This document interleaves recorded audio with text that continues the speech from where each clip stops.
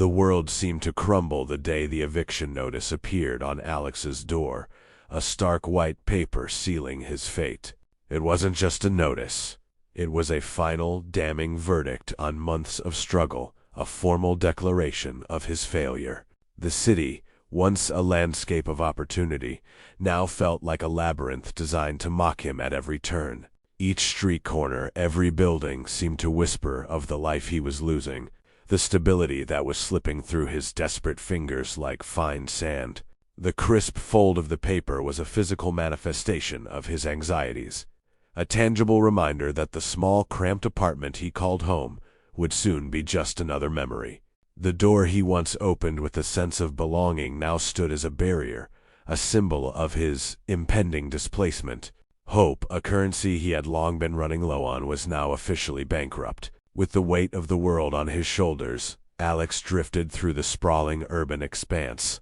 The city's relentless rhythm was a stark contrast to the hollow silence in his soul. His reflection in shop windows showed a stranger, a gaunt figure with haunted eyes, a ghost in his own life. The gnawing emptiness in his stomach was a constant, brutal reminder of his poverty, a physical ache that mirrored the one in his heart. He walked from one potential employer to another, his resume a thin, pathetic shield against a barrage of rejections. "We're not hiring, you lack experience, we'll keep your details on file." The phrases became a monotonous, soul-crushing chorus. Each closed door felt like a personal insult, another nail in the coffin of his self-worth. The vibrant energy of the city, the laughter of people passing by, only served to deepen his profound sense of isolation. Defeated, Alex found his way to a forgotten park as the heavens opened up, unleashing a torrential downpour. He sank onto a cold, wet bench, the rain plastering his thin jacket to his skin, mirroring the cold dread that had seeped into his very bones. This was it. This was rock bottom. The relentless drumming of the rain on the pavement was the soundtrack to his despair, each drop a tear for the dreams he had lost. He was invisible, a forgotten soul adrift in a sea of indifference.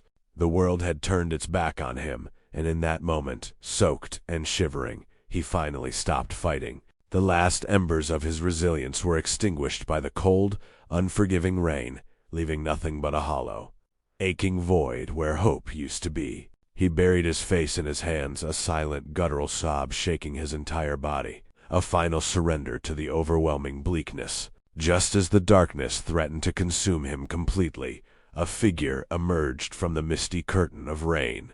An elderly woman, her face etched with the gentle lines of a life lived with kindness, stood before him, holding out a small, steaming cup. "You look like you could use this," she said, her voice a soft, warm melody against the harsh percussion of the storm. She placed the cup of hot coffee in his trembling hands and, with a gentle pat on his shoulder, offered him a worn but dry umbrella. She didn't ask questions. She didn't offer pity. She simply saw a fellow human being in pain and chose to act.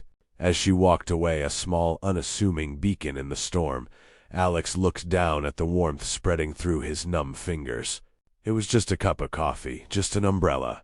But in that small, unexpected act of kindness, a flicker of light ignited in the profound darkness of his despair. It wasn't a solution, but it was a start. It was hope.